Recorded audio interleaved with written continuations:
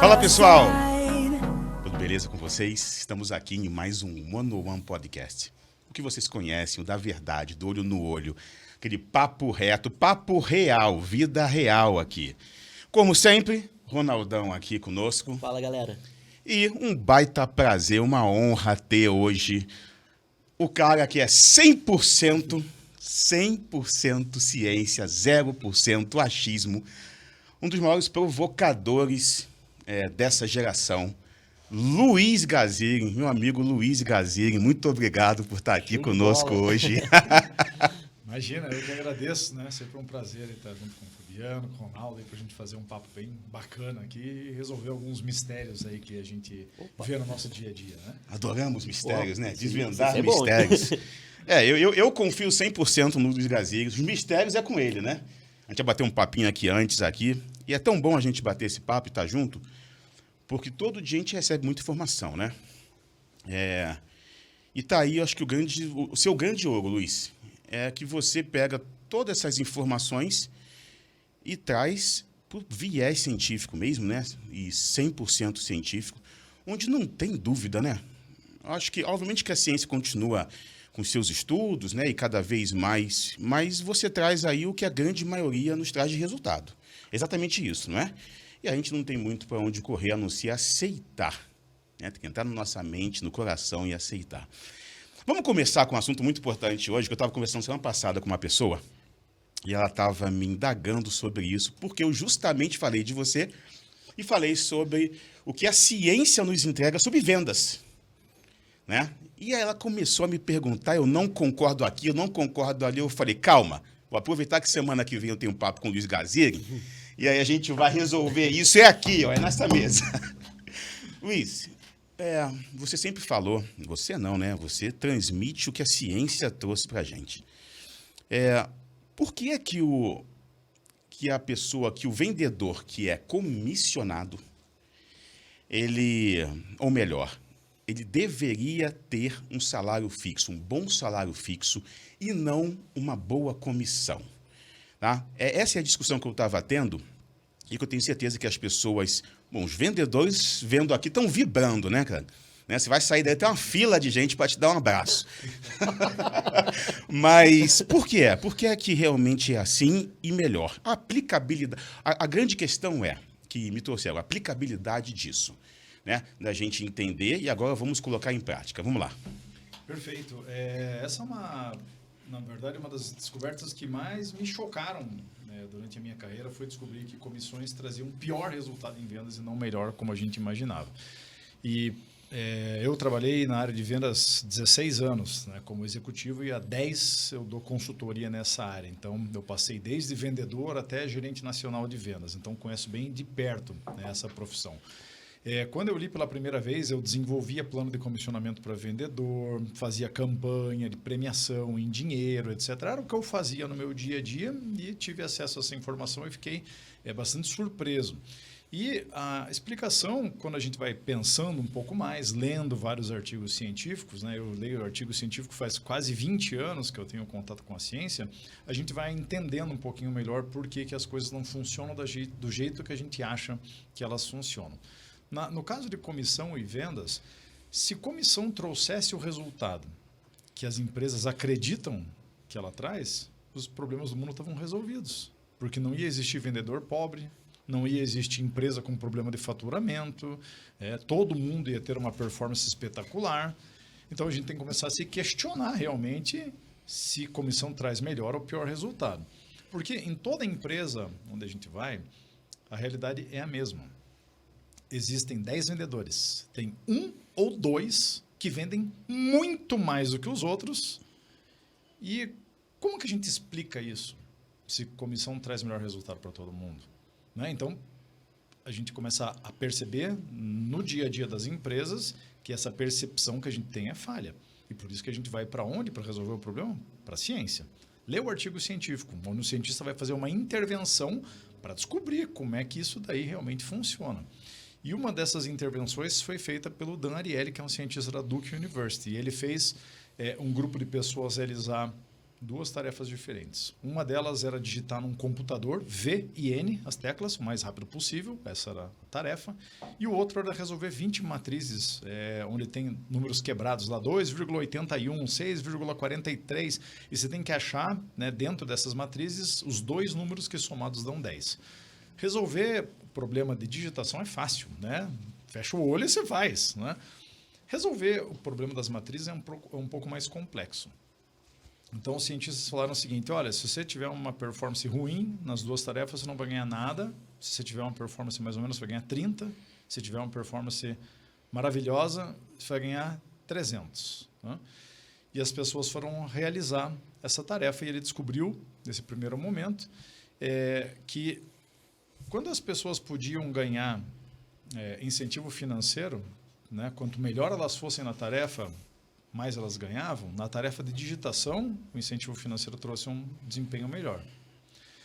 Na tarefa das matrizes, o que aconteceu foi que apenas 16,7% das pessoas tiveram desempenho melhor.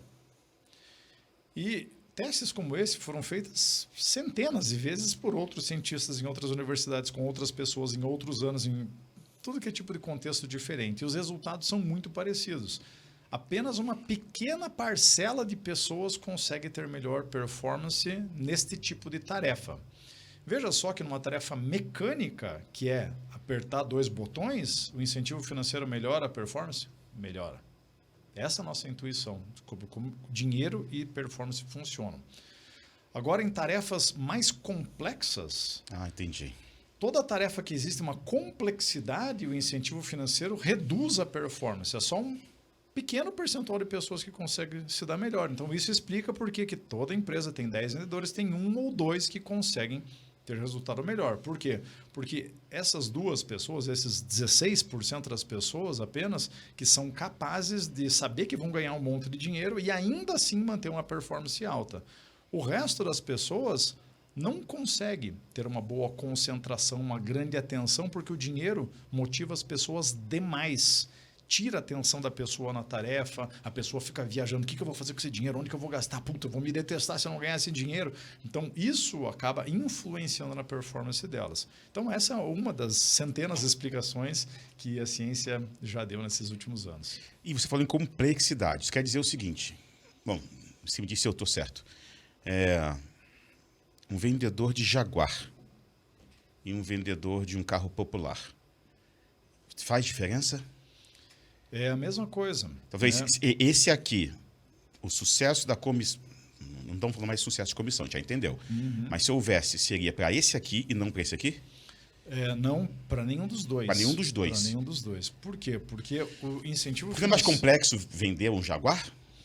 Ou não? Ou, na verdade, é que tem um público selecionado já, né? Enfim, já tem exclusividade, né? Tá certo. Os dois são complexos porque tem um público, né, que é diferente. Uhum. Quando a gente fala de complexidade de tarefa, a gente está falando em tarefas que envolvem apenas força física ou coordenação motora, que é apertar dois botões, coordenação motora, força física, levantar caixa, fazer colheita de fruta, enfim...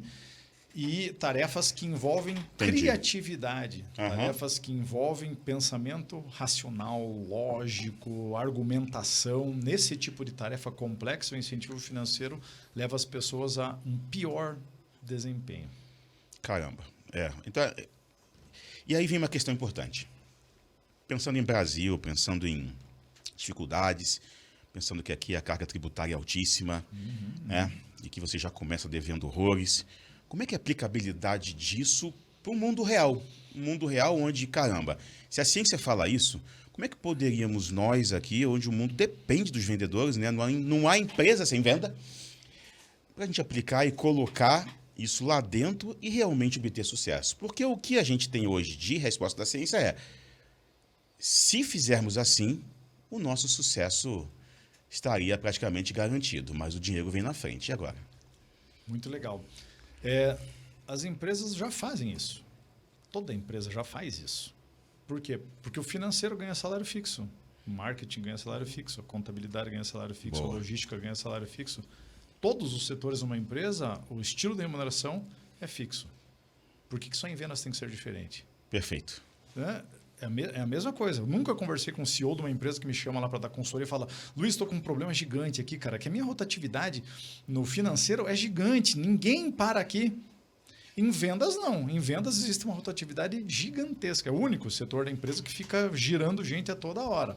No financeiro, ninguém sai. Por que ninguém sai do financeiro, pede as contas? Porque eles ganham salário fixo, tem uma vida boa, a pessoa pensa 1000 vezes antes de pedir a conta. Em vendas, não. Meu salário fixo é desse tamanho, né? O que é uma barreira muito pequena, né? Para eu pedir um outro emprego, ganhar um pouquinho mais, sair da empresa.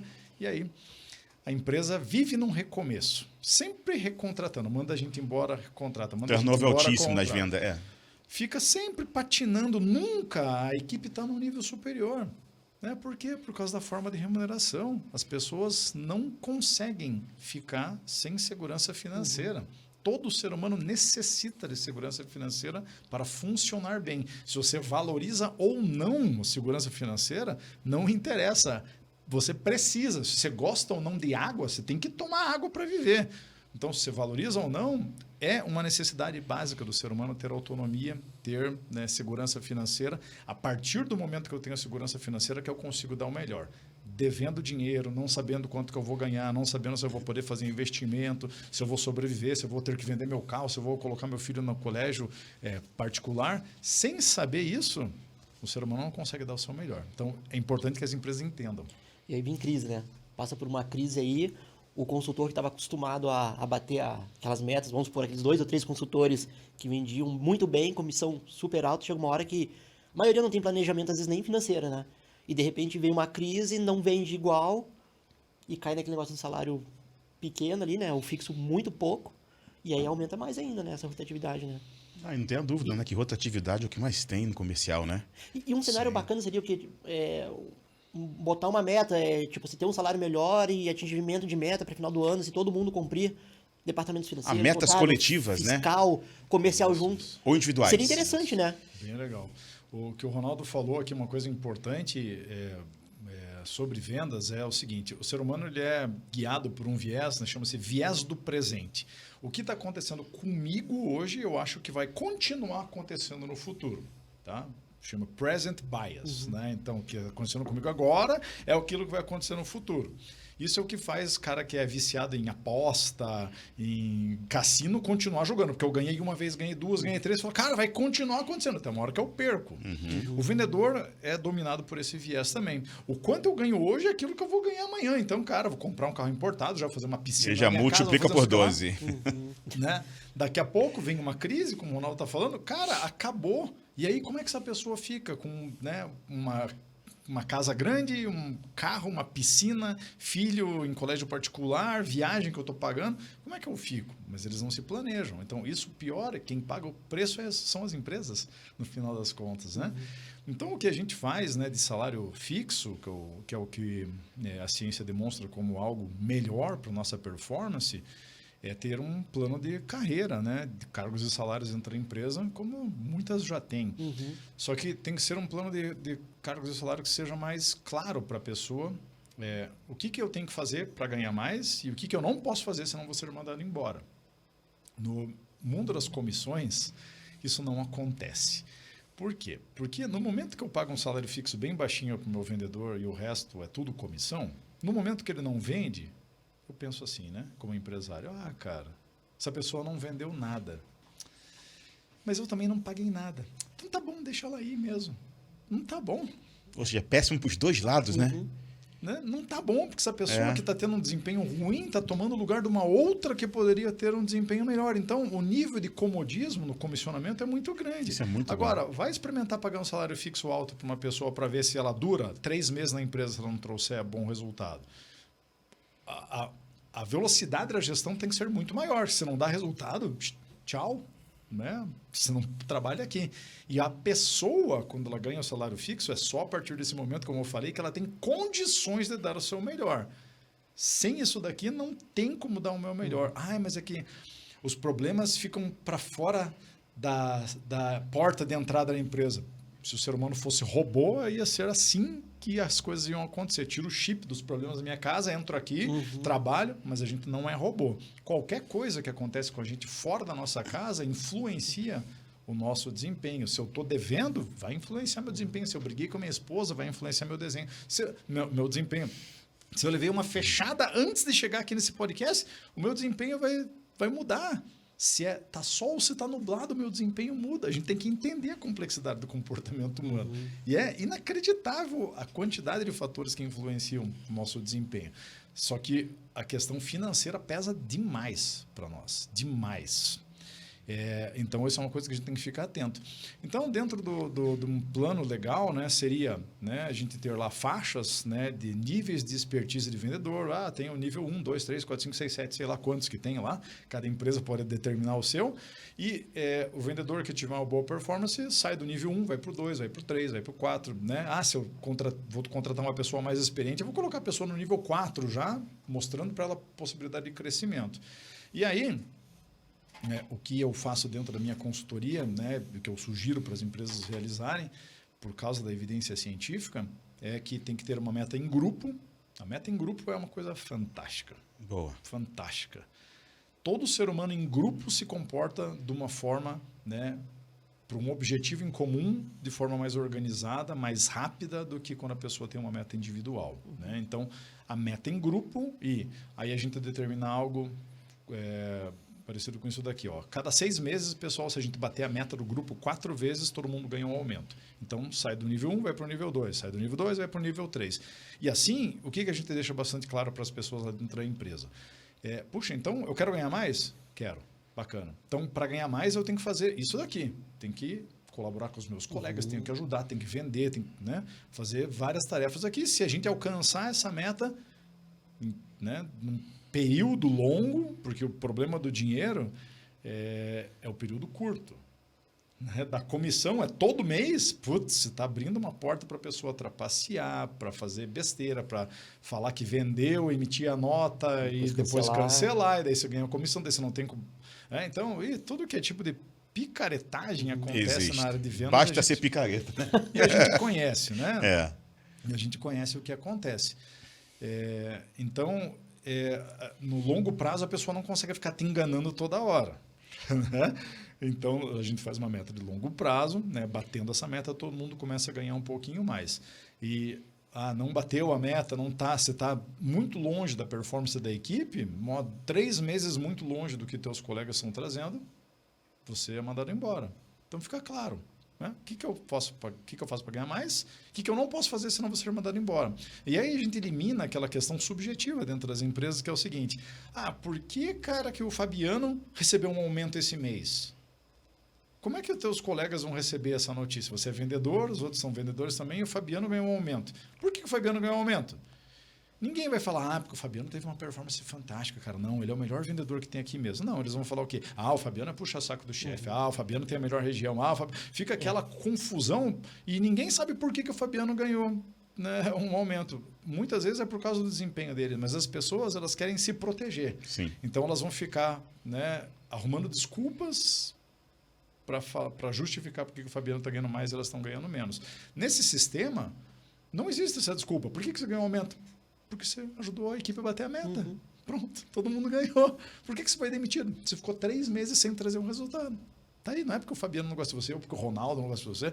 É porque você não entregou o resultado. Então fica uma questão clara, transparente para as pessoas sobre como que elas têm que se comportar dentro da empresa. Puta, perfeito. E aquele negócio, um cuida do outro, né? Fala, porra, fiz a minha parte, né?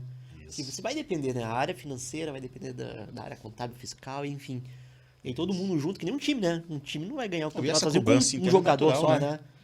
Natural é importante essa cobrança interna, né? Entre o time, né? Sim. E aí É uma essa forma de cultura motivar traz também, né? isso, né? E é uma questão de cultura mesmo.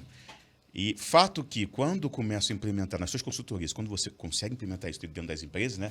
Fazer o empresário, né? O setor entender, vamos implementar, tenho certeza que, de repente, tem que fazer uma limpa, né? E aí vamos trazer gente nova e talvez isso demore um pouco, porque está muito enraizado essa questão da comissão na cabeça das pessoas, dos próprios vendedores, né? E entra até um viés para mim, que é o da procrastinação. Será que... E a gente já entra até numa pergunta importante, mas que tem a ver com essa ainda das vendas. Por que procrastinamos tanto? E será que um vendedor numa situação de um pagamento, de um salário maior, ele não vai tender a procrastinar se estiver na cultura dele. E a empresa, talvez treinando, capacitando, né? Envolvendo esse vendedor, se ela não consegue mudar o que está aqui enraizado, ele vai vazar. Ponto. O que você trouxe para a gente, né? 3 meses aí, acabou. Entendeu?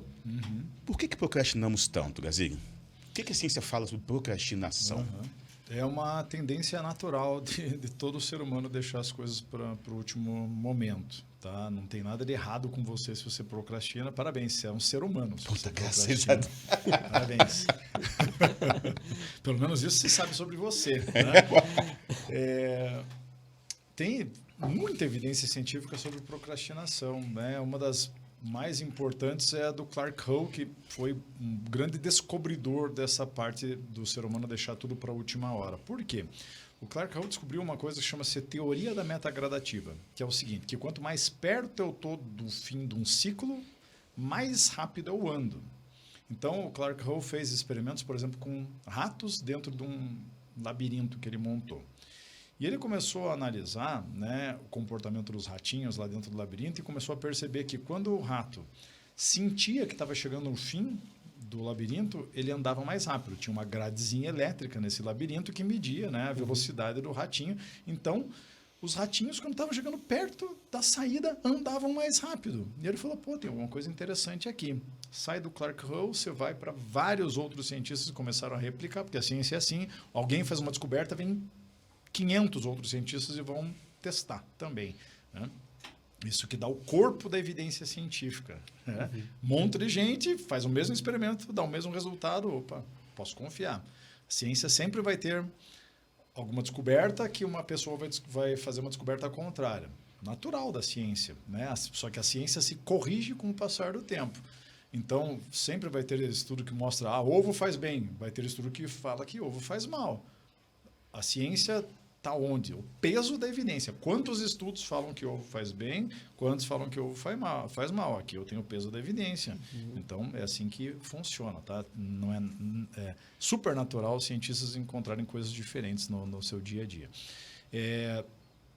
Então, vários outros cientistas começam a testar a teoria da meta gradativa e descobrem exatamente isso. Se você pegar um experimento que foi feito na Colômbia, que eu acho que é fantástico, uma cafeteria dentro da universidade que os cientistas fizeram 2 modelos de cartão de fidelidade. Tá? Então, um cartão de fidelidade tinha 10 casinhas.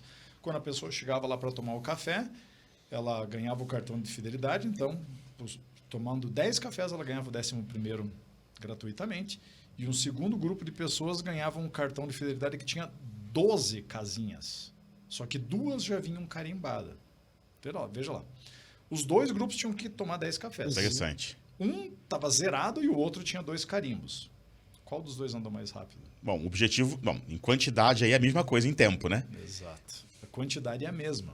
Só que um dos O de 12? grupos tinha a sensação de que já andou alguma coisa. Já comecei a andar. Boa. Então, esse grupo foi o que completou o cartão 20% mais rápido Olha como do que é o o ser humano, outro. né? Estimulou, né? Veja lá. As pessoas são as mesmas. O ambiente, né, a situação é que comanda o meu comportamento. Então, o que a gente tem que entender dentro do ambiente empresarial é o seguinte, o ser humano tem suas limitações? Tem. Eu tenho que desenhar um ambiente onde eu elimine esses defeitos que o ser humano tem. Então, as pessoas procrastinam, entregam tudo de última hora aqui na minha empresa, legal, essa é a tendência do ser humano. Então, ao invés de eu ter uma meta mensal, o que vai acontecer dentro da meta mensal? Coisa mais normal do mundo. Quando que as pessoas vão vender? Na última semana do mês. Quando que eu vou falar, meu Deus, tem que comprar? Fecha metas. Eu tenho que comprar, meu Deus, o final está chegando, eu tenho que comprar, né? Eu tenho que comprar e eu tenho que vender. Então, a gente funciona dessa forma. Se eu quiser eliminar esse viés de eu deixar tudo para a última hora, eu, ao invés de cobrir lá minhas metas mensalmente, eu acompanho elas semanalmente. Eu dou para o meu vendedor uma meta semanal. Toda semana a gente tem que bater essa meta aqui. Legal? Na outra semana é essa meta, na outra é essa daqui. Então a gente vai diminuindo, porque tem uma cientista chamada Ayelet Fishbach, que é da Universidade de Chicago. Ela descobriu uma coisa muito legal, que o ser humano é bem motivado logo no começo, né, de um desafio. Virou um mês, a galera está super motivada. Isso chama-se efeito do novo começo, Fresh Start Effect. Sempre quando tem uma virada num ciclo, as pessoas ficam super motivadas, né? Putz, saiu aquela semana, entrou a semana nova, falou, agora eu vou começar a fazer uma dieta, cara. Essa semana eu vou na academia, essa semana eu vou bater minhas metas, cara. Pô, essa semana eu vou fazer meu check-up lá que eu tô devendo no médico. Sempre o começo as pessoas ficam motivadas. E o fim também, quando está chegando no fim do ciclo, que é a teoria da meta gradativa, todo mundo está motivado. O problema é o meio, de acordo com a Fishback. O meio é o problema, porque no meio as pessoas perdem a motivação. Se eu tenho uma meta mensal, o que vai acontecer é, na primeira semana as pessoas vão trabalhar um monte, porque elas estão animadas, que acabou de começar o mês. Na segunda e na terceira, que são o meio, a motivação vai lá para baixo, eu vou ficar... né? Sem grande produtividade. E no final, meu Deus, cara, temos que bater a meta, vamos fazer a correria aqui. O que a Elite Fishback fala pra gente é o seguinte, mantenha o meio curto. O meio curto é uma meta semanal. Quando que é o meio? Quarta-feira. Só tem quarta-feira de meio. No segunda e terça, todo mundo está animado que começou a semana. Quinta e sexta, a galera tem que fazer a correria, porque a meta vai fechar e eu tenho que terminar, né, fechar aquele meu ciclo ali. Então, manter o meio curto é uma estratégia interessante, né, nesse mundo das metas aí. Mas essa é a questão da procrastinação aí, que é a nossa pergunta inicial. Eu estou anotando tudo aqui, tá? Eu anoto tudo. Você falando assim, eu lembrava, cansei de ficar final do mês liberando análise, né? Mas era assim, chegava o último dia do mês, saía da empresa 10, 11 horas da noite, porque vinha pilhas e pilhas. Porque tu é um vagabundo, meu. Tá todo mundo não. Eu sempre ficar solitário, com a cabeça pegando fogo. E tem que fazer. Então, e tem isso, né? O pessoal ainda não pensa no departamento que... Não, mas manter um meio curto, por exemplo. Sim. E aí que... Bom, e aí a gente traz pra gente mais um outro insight muito interessante, né? Metas semanais. Então, ou seja, o que é o meio? Foi ontem, né? Quarta-feira. Quarta-feira. Cara, é incrível isso, né? E como é que tudo... É possível ajustar tudo, né? É possível a gente colocar em prática. Porque eu recebo... Sempre que eu entro, e eu entro bastante também, em mentoria e tudo, eu entro no universo da ciência. Cara, o que eu tomo de pancada... E, às vezes, a gente não... Porra, a gente não é Luiz Gaziri, né, cara? A gente não tem essa habilidade para mostrar 100% como aplica, né? Gaziri, eu sou apaixonado por ciência, né? Então, por isso que... Bom, a gente se conheceu, inclusive, meio que o Fabiano, meio fã, né? E depois, no mundo das palestras, a gente foi se encontrando e fazendo amizade. Exato. Mas...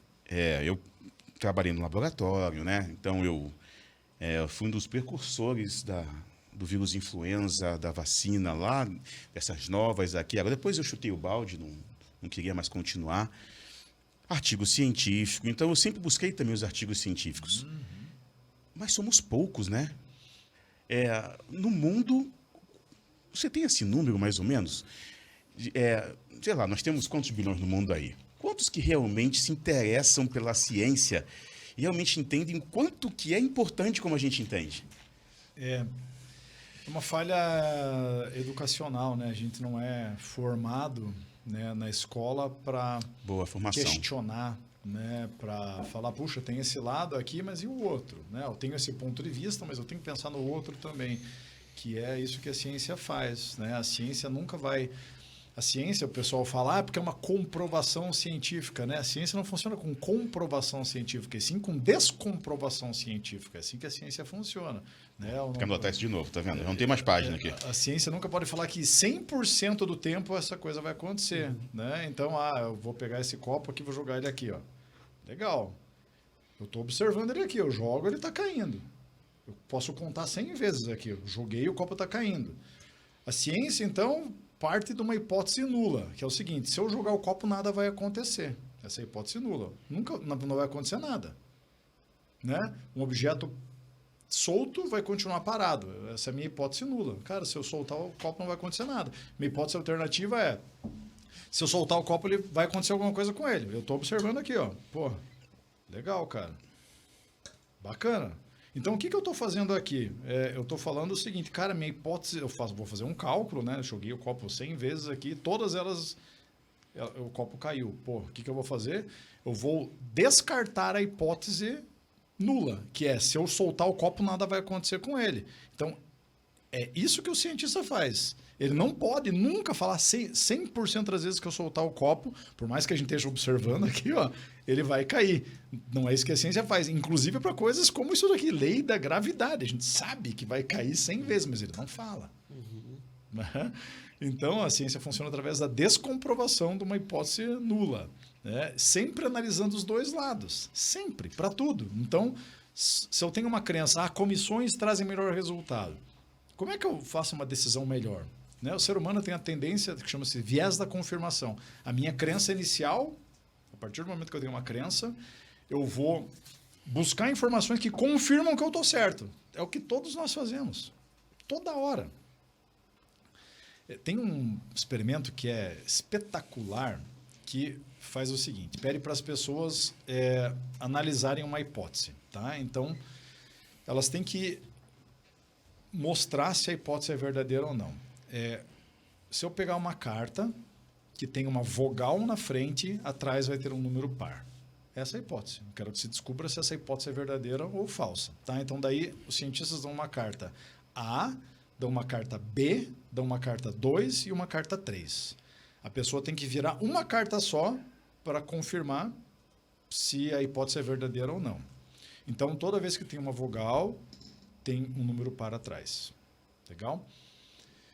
O que a maioria das pessoas faz para descobrir se isso daqui é verdadeiro ou não? Elas viram ou a carta A ou a carta 2. Tem uma vogal, tem um número par. Uhum. Então, essa é a busca de confirmar que a hipótese é verdadeira. Eu não estou nem aí para a carta. A carta, eu não tenho nenhuma fixação por carta. Mesmo em assuntos que eu não estou nem aí, cara, a nossa busca natural é para confirmar que a hipótese é verdadeira. Eu viro a A e viro a 2. Só que essas cartas não me entregam verdadeiramente aquilo que eu estou procurando. Porque se eu virar o A e tiver um número 4, por exemplo, eu estou confirmando a hipótese, mas eu não sei se eu virar 2, né? Eu não sei se eu virar 2, se tiver um B ali, a hipótese está desconfirmada. As cartas que mais vão te entregar esse resultado são aquelas que não confirmam a sua crença. Ou virar a carta B, se eu virar a carta B e tiver uma vogal, um número par, né? Eu já vou falar, opa, desconfirmou a hipótese, né? Ou a carta 3, que é um número ímpar, se eu virar e tiver uma vogal, eu desconfirmei. Mas as pessoas viram aquilo que confirma a hipótese e não aquilo que desconfirma. Então, a ciência é uma forma da gente encarar a vida de uma forma diferente.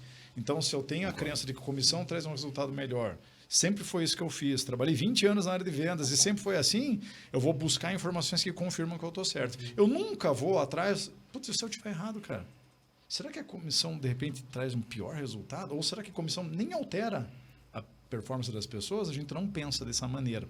Então, uma falta de formação científica, né, da população para entender como é que os fenômenos acontecem no nosso dia a dia. E isso é um problema. Quanto o percentual ali que você me perguntou... Porque isso é uma baita dúvida, uma curiosidade, na verdade, minha.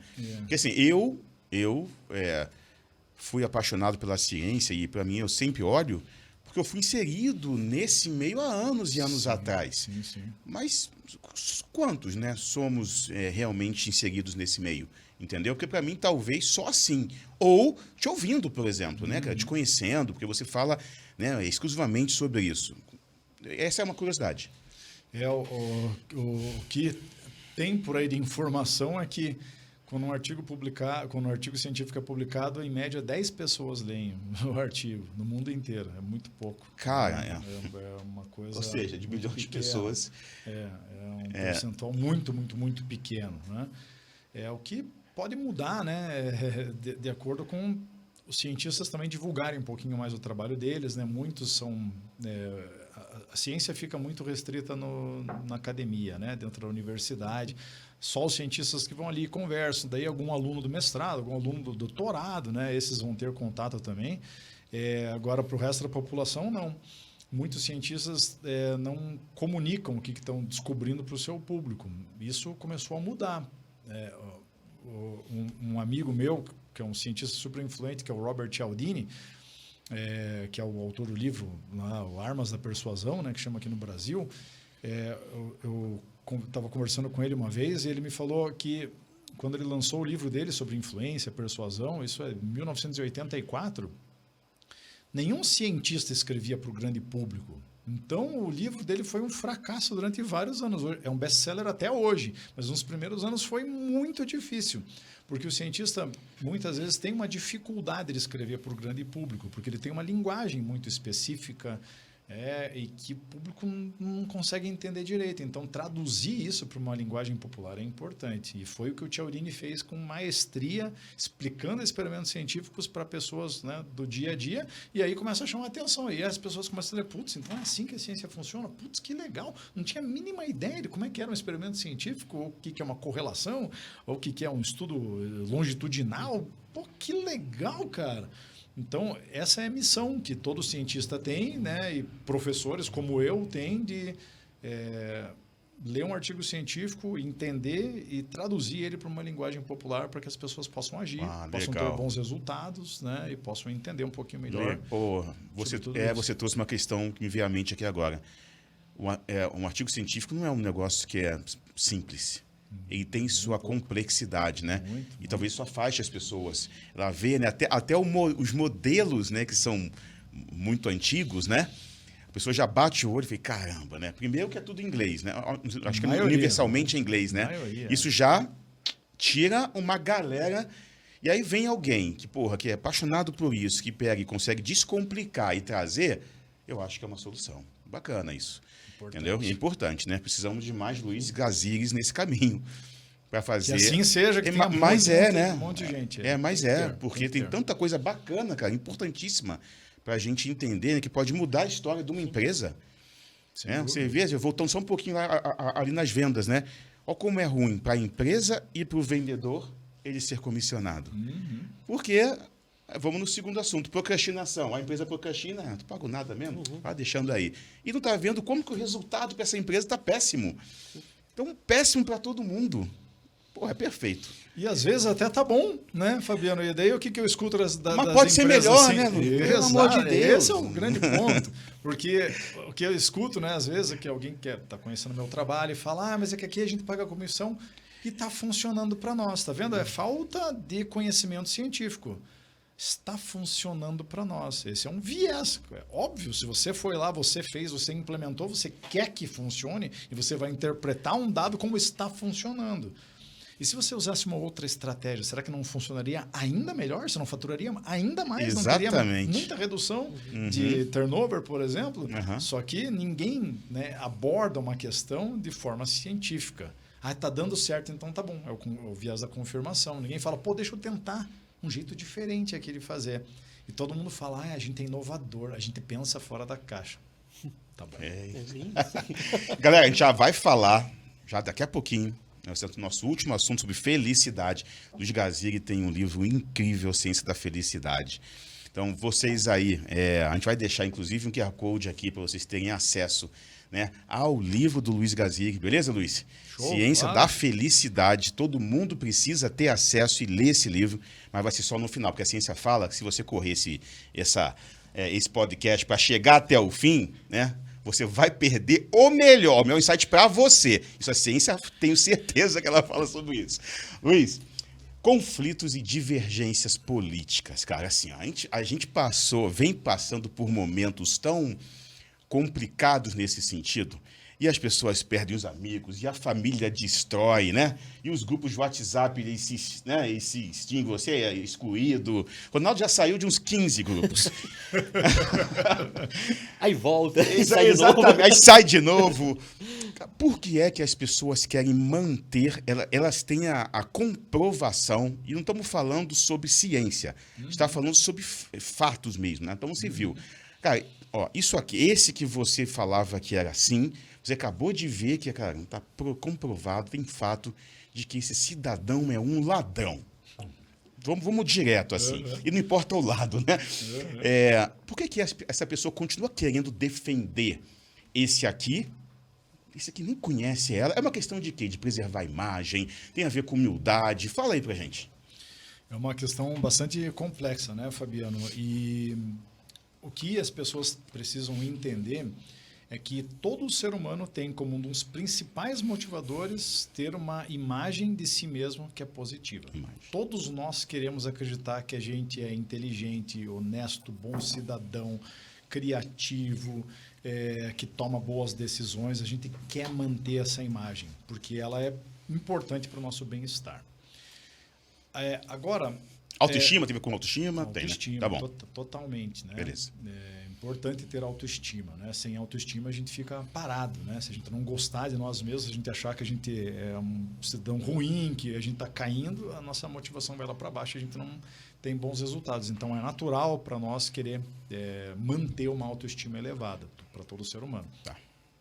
E aí o que acontece, né, no campo da política, que é mais fácil do que a gente imagina se tornar radical. Passei os últimos 4 anos escrevendo um livro sobre isso, inclusive vai ser lançado daqui a alguns dias, chama-se A Arte de Enganar a Si Mesmo. O que acontece geralmente no mundo político é assim: eu acreditava que um candidato seria a grande salvação aqui para o nosso país, ia acabar com a corrupção, era honesto, era a pessoa melhor do mundo, né? E eu votei nessa pessoa. Então, eu tive uma ação. Eu votei num candidato que eu gosto. Aí, daqui a pouco, sai uma notícia no jornal de que esse candidato está envolvido com um escândalo de corrupção. Eu votei numa pessoa e acabei de descobrir que o meu voto foi em alguém corrupto. O que eu quero fazer é manter uma imagem positiva de mim mesmo. Eu quero continuar com essa Então, autoestima. é sobre a gente, né? É sobre a gente. Tá. Quem que é culpado da polarização política? É o Bolsonaro, é o Lula? Não, é você é o culpado. Você está ouvindo, né? Você é o culpado. Mas quem que está causando isso? É você. Perfeito, perfeito. Então, eu tenho uma cognição. Cara, o meu candidato é honesto, cidadão do bem, querido, amado, legal. Pô, cara, uma pessoa fantástica. Eu recebo a informação de que essa pessoa fez alguma picaretagem. Isso daqui é o que os cientistas chamam de dissonância cognitiva. Eu tive o privilégio já de conversar com um cientista que foi um dos fundadores dessa teoria, que é o Elliot Aronson, professor da Universidade da Califórnia. Ele tem 90 anos de idade, foi aluno do Maslow, trabalhou com o Leon Festinger, que é o grande fundador da teoria da dissonância cognitiva. Então, dissonância cognitiva é: eu tenho uma cognição e tenho uma outra, elas são dissonantes. Cara, meu Deus, o que eu faço aqui, né? Quando eu tenho uma imagem que o candidato que eu votei é honesto e recebo a informação de que ele é desonesto, eu tenho uma dissonância aqui, tenho uma briga. Eu tenho que resolver isso daqui dentro da minha cabeça. Se o ser humano fosse racional, como é que ele iria resolver isso? Votei numa pessoa, descobri que ela é desonesta. Eu falo, puta, que sacana, cara, nunca mais vou votar nesse cara. Porra, me enganou. Vagabundo. Que droga, eu tenho que pensar numa coisa melhor, tem que analisar melhor o candidato que eu vou votar na próxima eleição. Se o ser humano fosse racional, ele aceitaria a evidência e reformaria a sua crença. Fala, pô, esse cara aqui não é bonzinho como eu imaginei, é um sacana, né? Mas o ser humano não é racional. O ser humano é racionalizador. Então, o que acontece dentro da dissonância cognitiva, isso tem evidência de mais de 50 anos, é o seguinte: eu tenho uma crença, alguém desafiou a minha crença. Ao invés de aceitar a evidência e reformular minha crença, não. O ser humano descarta a evidência para continuar com a sua crença intacta, para continuar com a sua autoestima elevada. Eu sou inteligente, sou bom decisor, sou um cidadão do bem, votei no melhor candidato. O que eu vou falar? Isso daqui, cara, isso daqui é golpe da mídia, estão tentando derrubar essa pessoa. Isso daqui é porque os comunistas, isso daqui é porque os capitalistas, isso daqui é porque a igreja, isso daqui é por causa da maçonaria, isso daqui é porque... Eu vou inventar uma justificativa para descartar a realidade e continuar com a minha realidade paralela aqui. E isso daqui, existe um perigo gigantesco, porque veja só, se eu votei em alguém um passo só, eu dei um passo, para justificar esse passo que eu dei aqui, uma coisinha, eu vou criar um caminhão de argumentações. Eu vou muito longe na minha cognição para manter essa imagem boa que eu tenho. Então, por isso que os cientistas demonstram que é muito fácil você se tornar um radical. Porque um passo que você tem que dar, que você deu, você tem que dar vários outros passos para continuar confirmando que você é uma pessoa inteligente. E existe um perigo maior quando a gente está em grupo. Porque daí se eu tenho minhas crenças aqui sobre o candidato. E aí eu descarto a evidência, né? Eu vou falar que é golpe da mídia, por exemplo. Se eu estou num grupo de WhatsApp, eu tenho a minha intuição de que é um golpe da mídia, mas as outras pessoas vão falar outras coisas, vão falar, não, é um golpe da Big Pharma, são os comunistas. Não, é porque o governo da Venezuela quer fazer tal coisa. É porque... Então, eu vou tendo acesso... eu vou tendo acesso a outras cognições de outras pessoas e isso vai reforçando a minha crença de que eu estou certo, de que eu sou bonzinho mesmo, que está tudo certo, que está tudo errado e o candidato... E eu vou continuar defendendo uma pessoa que eu nem conheço, cara. É inacreditável. Eu nunca apertei a mão desse cara. Eu nunca vi ele. Se meu pai morrer, ele não tá nem aí pra mim. Exatamente. E aí eu brigo com meu irmão, com meu melhor amigo, por causa de um cara que eu nunca nem vi na minha vida, cara. E o pior, né? Lá no fundo, você sabe... Não, cara, realmente fez isso, né? Mas, né? Você tem que arranjar 1000 maneiras de tentar justificar e manter a sua, né? Não, mas quando o Caseiro fala que é 100% por causa daquela pessoa, né? Então, se eu faço isso, eu sou a questão. Sim. Entendeu? Bom, isso aí a gente entende que aí vai... Bom, tomara que as pessoas entendam isso, né? Elas entendam que, pelo amor de Deus, né? Contra fato, não argumentos. E que não dá para ficar brigando para tentar manter uma imagem que talvez até o que para ela tá mantendo, tá piorando, né, Luiz? Exato. É uma coisa... As pessoas não sabem, mas faz mal para elas.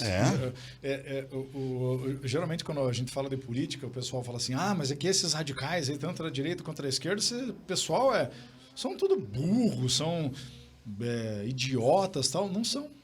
Elas são pessoas igual nós. Todos nós estamos suscetíveis a esse tipo de coisa. E é justamente esse tipo de gente honesta, inteligente, fantástica, com ótimos princípios. Essas são as vítimas de manipulador. É exatamente essas pessoas que eles querem. Né? Então, não são pessoas que são maldosas, são pessoas extremamente boas que são vítimas de golpista. O golpista usa o que é de melhor nos outros contra elas. Aí, ó. E a gente tem que saber, falar, cara, não é porque você votou numa pessoa que você tem que defender essa pessoa pro resto da sua vida. Quem você foi ontem, não necessariamente tem que ser quem você é hoje. Então, a gente tem que ter coragem o suficiente para desafiar esse conforto que traz para nós de descartar a evidência e continuar. Eu votei na pessoa certa, ainda bem, não, é um golpe da mídia mesmo. Estão tentando derrubar ele. São os capitalistas, são os socialistas, é a Igreja Católica, é o Big Pharma, são os evangélicos. Eu vou encontrar todos os grupos conspiracionistas aqui que estão tentando agir, né? Mas a gente não pode se secar da realidade. E isso faz mal para as pessoas. Né? Se a gente vai falar de felicidade daqui a pouco, ficar tentando defender gente desonesta faz mal para nós e diminui a sua vida, piora seus relacionamentos, piora seu desempenho no trabalho. E o nosso país sofre por causa disso, porque quanta gente radical que tem hoje em dia. Exatamente. Lá no trabalho tem equipes que são polarizadas politicamente. O cara não ajuda o cara porque você é vermelhinho, você é verde e amarelo. Não. Quem que está pagando o preço? As empresas, nós, a economia. Então é algo que a gente tem que pensar com mais profundidade para a gente se livrar desse tipo. E quem paga esse pior preço é a própria pessoa. Não adianta, né? Porque uma coisa é o que ela tem de visão dela mesma, outra coisa é o que a sociedade tem de visão dessa pessoa, né? Exato, perfeito. Luiz, eu estava fazendo uma palestra segunda-feira numa empresa sobre assédio. E aí, no alinhamento anterior, eu entendi o que estava acontecendo. E, de novo, né, eu uso bastante a ciência nas minhas falas, principalmente nessas mais conflitantes, né, que é um tema delicado para a gente conversar. E aí eu adentrei sobre o efeito da desinibição online. Calhou que, não sei se foi ontem ou anteontem, você entregou um stories falando sobre isso, né? E aí você usou até uma palavra difícil que eu nunca tinha ouvido. Desindividualização. Isso, não é isso, né? Isso aí, palavra difícil. E que acaba que a ciência, né, é o efeito dessa desinibição online, tá? Isso quer dizer o seguinte, pessoal, as pessoas estão lá clicando, elas têm a capacidade de escrever, né, de ofender, vamos levar para um aspecto mais para esse lado, né, de ofender ou de não tratar bem as pessoas, e elas estão clicando, no e-mail, no WhatsApp, ao passo de que elas não têm essa mesma capacidade no one-on-one, no tete-a-tete, no olho no olho, presencialmente, de esse confronto. Por quê, Gazini? É uma pergunta bem bacana. Veja só, nenhum ser humano gosta de causar dor para o outro, presencialmente. Perfeito. A gente não gosta disso. Então, até os piores, desculpa, até os piores seres, tem os piores seres humanos, né? Tem. Mesmo assim, é isso? Na média, né? Na média da população, a maioria dos seres humanos não gostam de causar dor para um outro. Legal. Claro, existem pessoas com transtornos, com doenças que gostam de violência, né? Que tem uma tendência maior. Então, existe toda essa... Envolve as doenças, tá. Existe toda, né, essa amplitude aí de traços de personalidade. Tem pessoas que são mais violentas naturalmente, gostam de violência e para elas não causa tanta dor assim. Mas para a média da população, né, causar dor no outro não é uma coisa boa. A gente não gosta, né? Então, quando alguns cientistas foram entrevistar, por exemplo, soldados da Segunda Guerra Mundial, eles descobrem que de 15% a 20% dos soldados só atiraram contra o inimigo. Em muitos casos, quando eu estava frente a frente com o inimigo, as pessoas ou atiravam para cima ou miravam errado. Por quê? Porque eu não gosto de ver eu dando um tiro e a pessoa morrendo logo ali. O sofrimento ali na sua frente, né? Essa dor, né? A gente não gosta disso. Interessantíssimo. Então, porque a Segunda Guerra Mundial não tinha toda a tecnologia que a gente tem hoje. Né? Então, as pessoas não gostam disso. Tem um problema que é clássico, né, na filosofia e os psicólogos usam bastante, que é o problema do bonde, né? Que é aquele que tem um bonde, um trem descontrolado que está chegando perto de uma estação e esse trem vai matar 5 pessoas. Se você está ali naquela estação, se você puxar uma alavanca, né, o trem vai para um outro trilho e vai matar uma pessoa só. O que você faz? Se você coloca esse problema, a maioria das pessoas vai falar o quê? Eu vou puxar a alavanca. Tá? Porque é favorável uma pessoa morrer, né, do que 5. Então, as pessoas tomam essa decisão. Se você apresenta esse mesmo problema de uma outra forma para as pessoas, elas respondem de uma forma completamente diferente. Tem um trem descontrolado chegando numa estação e esse trem vai atropelar 5 pessoas. Você está na frente de uma outra pessoa aqui que é um pouquinho mais pesada, né, um pouquinho mais gordinha.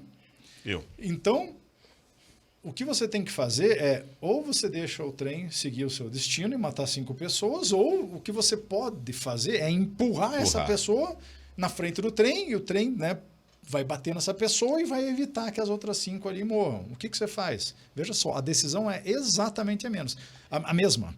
Você vai matar uma pessoa e vai deixar 5 sobreviver. É a mesma coisa, o resultado. É a mesma, né? Só que as pessoas preferem deixar o trem seguir o seu destino, porque elas não querem elas empurrar a pessoa. A alavanca eu aperto. Tem essa responsabilidade, né? O botão eu aperto, a alavanca eu aperto. Agora, eu empurrar, cara, isso eu não vou fazer. Então, amém, meu Deus do céu. Interessante como as coisas funcionam. Incrível. Né, nesse sentido do ser humano. Hoje, nas guerras, existe esse distanciamento da vítima. Eu estou aqui controlando um drone, vou lá na Ucrânia lá e jogo lá um míssil lá e mato uma pessoa. É indolor para mim. Olha a tecnologia já trazendo essa...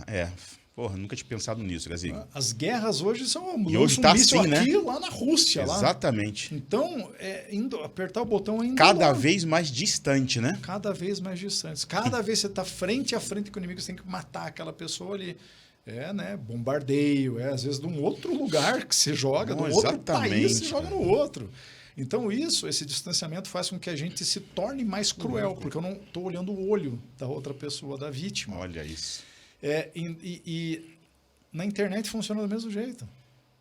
Na internet eu sou livre para criticar você. Se faz um post que eu não gosto, que é do candidato que eu defendo, eu vou lá, cara, e escrevo um monte de asneira para você, te xingo, te ofendo, aperto o Enter. Tranquilo. Se você estivesse na minha frente e você me falasse a mesma coisa, eu duvido. Você poderia até discordar de mim, mas você não iria falar do jeito que você falou, né? Você não ia falar aquilo que você escreveu online para mim. Você ia ter mais cuidado, porque você não quer me ver triste. Aqui tem inibição, né? Fora é a desinibição. Então, né? Esse é o efeito da desinibição online. Né? Quando eu estou online, eu me sinto mais solto, eu me sinto que ninguém vai me identificar, então eu posso a partir desse momento, ofender os outros livremente. E eu não faria isso pessoalmente, né? Então, esse efeito online causa lá o que os cientistas chamam de desindividualização, o sentimento de que eu não sou eu mais, né? Nesse mundo aqui da internet, eu não vou ser identificado. Difícil alguém saber quem eu sou. Tem uma fotinho desse tamanho minha lá, ó, que ninguém nem sabe quem eu sou. Às vezes eu coloco um nome que nem é o meu Não lá. existe nenhuma preocupação, respeito, não está preocupado com nada, né? Nada. Então, a gente tem essa facilidade de ofender os outros lá por e-mail, né? Mais antigamente tudo era por e-mail, né? Mas por e-mail, um colega de trabalho, por exemplo, né? Responder de uma forma ríspida um e-mail para um colega de trabalho é mais fácil, pessoalmente, mais difícil. Então, são todos esses cuidados que a gente tem que ter quando a gente tem a consciência de como é que a gente funciona, quando eu estou anônimo na internet, quando eu estou longe de uma outra pessoa, quando eu estou em grupo, né? Quando eu estou em grupo, a gente também age de uma forma muito mais violenta, né? O que a gente viu lá no 8 de janeiro, por exemplo, tem um monte de gente. A maioria daquelas pessoas eles são pessoas espetaculares. Pessoas que nunca fizeram nada de errado, pessoas que são religiosas, pessoas que são do bem, pessoas trabalhadoras, empresário, médico, engenheiro. A maioria daquelas pessoas que estavam ali no 8 de janeiro fizeram aquela são cagada. pessoas fantásticas. Né? Mas junto, quando a Acabou. gente está em grupo, opa, ninguém vai me identificar aqui. Tá todo mundo com a mesma camisa. Ainda tem essa todo questão, mundo com né? um Da boné, manada, de óculos estar na escuro. manada. Aí a pessoa vira... uma outra pessoa, ela vira alguém, ela tem um comportamento que foge da personalidade dela. Essa pessoa pode não ter nunca ofendido ninguém, dado um soco em alguém, nada. Mas quando eu estou em grupo, esse sentimento de desindividualização faz com que eu haja de forma mais violenta. E é o que aconteceu lá. São pessoas boas, não são terroristas. São pessoas algumas são, poucas ali são. Mas a maioria são pessoas que nunca fizeram nada Outras errado. estamos descobrindo que é malaco de verdade mesmo, entendeu? E o que é bacana é que estudos, né, sobre o efeito dessa desinibição são recentes, né? Assim, pensando em online, né? São estudos Isso. cada vez mais recentes e continuam, né? Sim. Pô, sensacional. Isso prova como a ciência não para, não pode parar nunca, né? Nunca para. Porra, muito bom. Certo, Ronaldão? Perfeito. A gente vê isso aí, né? Você comentou na empresa, né? Às vezes você não pensa em sentar na cadeira do colega, mas já pega atrás do e-mail. Você manda lá em letras garrafais, itálico, tal. Aí chega no final do mês, vai fazer uma reunião, fica assim, né? Quietinho, né? Como nada tivesse acontecido. Deu aquela dor de barriga, de repente, não só em uma pessoa, né? Às vezes num grupo, né? Dá. É aquele negócio, uma fruta podre no meio do... vai estragar, vai contaminar. Aí vai ganhar força e coragem para fazer as coisas, né? Perfeito. Né? E aí tem esse viés da dor, né? Uhum. Que a gente não quer realmente... Eu não quero ver eu não quero ser o responsável pelo seu sofrimento, né? De ser apontado para isso. Eu não quero ter essa responsabilidade. Um psicanalista, Sandor Ferenczi, ele tem uma metáfora dele que fala sobre a fruta bichada. Vocês conhecem, não? A fruta bichada.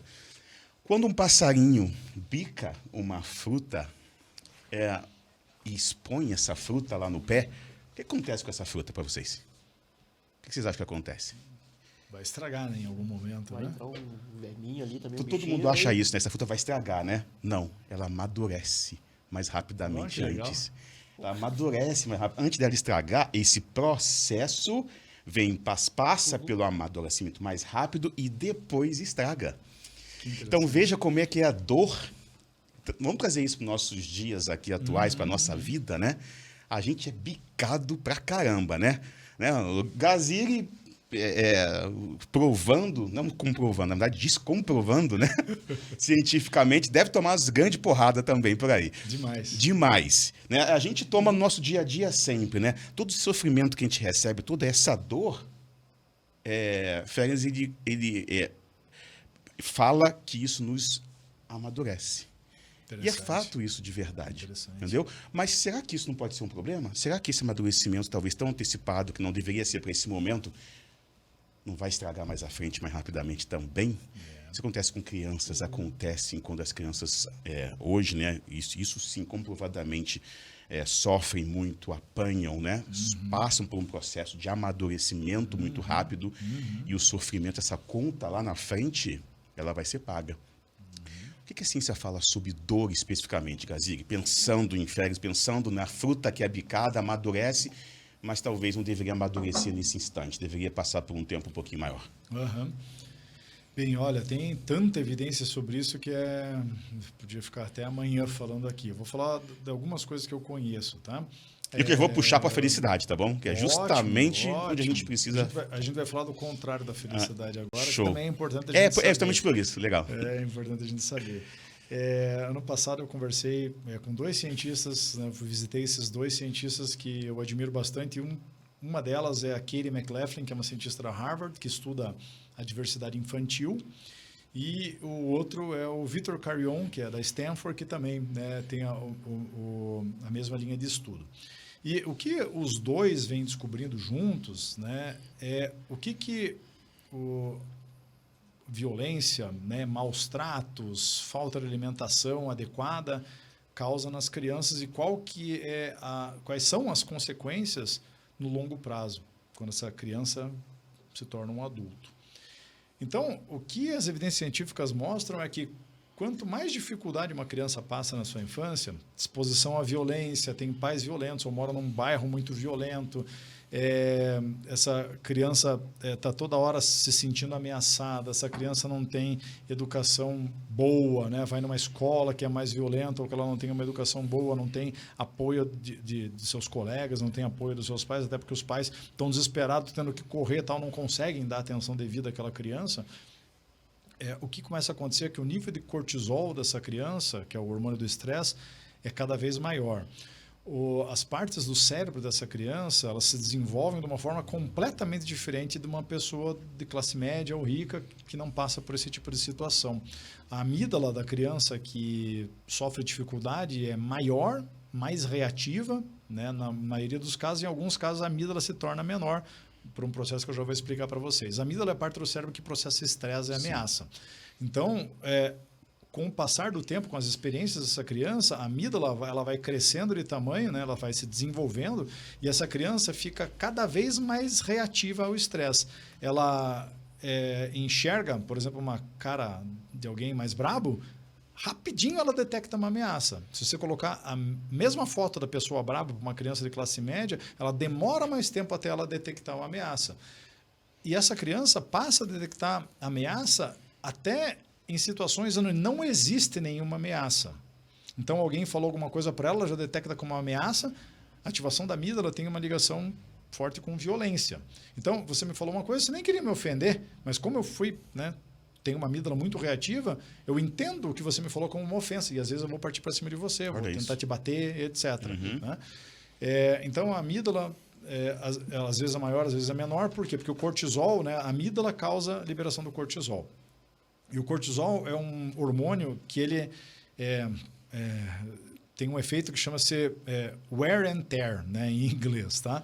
Wear and tear é que o cortisol é liberado, depois ele volta lá na amígdala e ele meio que corrói, né, a amígdala. Então, às vezes a amígdala começa a diminuir. Então, ela aumenta primeiro, depois, né, ela tem uma diminuição por causa da quantidade de nível de cortisol. Cortisol vem...